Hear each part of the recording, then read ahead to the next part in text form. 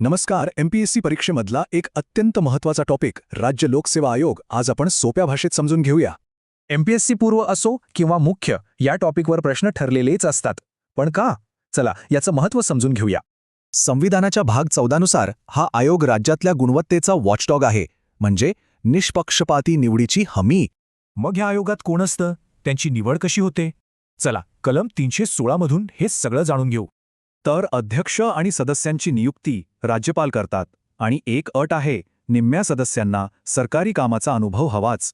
त्यांचा कार्यकाळ फिक्स असतो, 6 वर्ष किंवा वयाची 62 वर्ष, यापैकी जे आधी पूर्ण होईल तोपर्यंत. हा आकडा लक्षातच ठेवा, 62 वर्षे. परीक्षेमध्ये थेट यावर प्रश्न येतो. आयोग निष्पक्षपातीपणे काम करण्यासाठी स्वतंत्र असणं खूप गरजेचं आहे आणि संविधानाने त्यांना हे स्वातंत्र्य दिलंय. आयोगाचं स्वातंत्र्य इथेच दिसतं. नियुक्ती राज्यपाल करतात, पण काढण्याचा अधिकार फक्त राष्ट्रपतींना आहे, तोही चौकशीनंतर.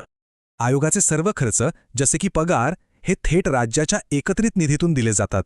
त्यावर विधानसभेत मतदान होत नाही. निवृत्तीनंतर ते इतर सरकारी नोकरी करू शकत नाहीत. हे नियम निष्पक्षपातीपणा टिकवून ठेवण्यासाठी आहेत. आयोगाचं मुख्य काम काय? तर परीक्षा घेणं, भरती प्रक्रियेवर आणि इतर प्रशासकीय बाबींवर सरकारला सल्ला देणं. लक्षात घ्या, आयोगाची भूमिका ही सल्ला देण्याची आहे, बंधनकारक नाही. पण सरकारने निष्पक्षपातीपणे वागणं अपेक्षित आहे. आता परीक्षेसाठी एक महत्त्वाचा फरक पाहूया. यूपीएससी आणि एसपीएससीमध्ये नियुक्ती आणि निवृत्तीच्या वयात काय फरक आहे बघा. ही महत्वाची कलमं लक्षात ठेवायला थोडी अवघड जातात ना? चला एक सोपी ट्रिक पाहूया. आता कलम लक्षात ठेवण्याची एक सोपी ट्रिक. 315 आयोग, 316 नियुक्ती, 317 पदच्युती आणि 320 कार्ये. सोपं आहे ना? चला तर मग या माहितीच्या आधारे काही सराव प्रश्न सोडून बघूया किती उत्तरं बरोबर येतात. पहिला प्रश्न, एसपीएससीच्या अध्यक्ष आणि सदस्यांची नियुक्ती करण्याचा अधिकार कोणाला आहे? दुसरा प्रश्न, खूप महत्त्वाचा आकडा, एसपीएससी सदस्याची कमाल वयोमर्यादा किती आहे?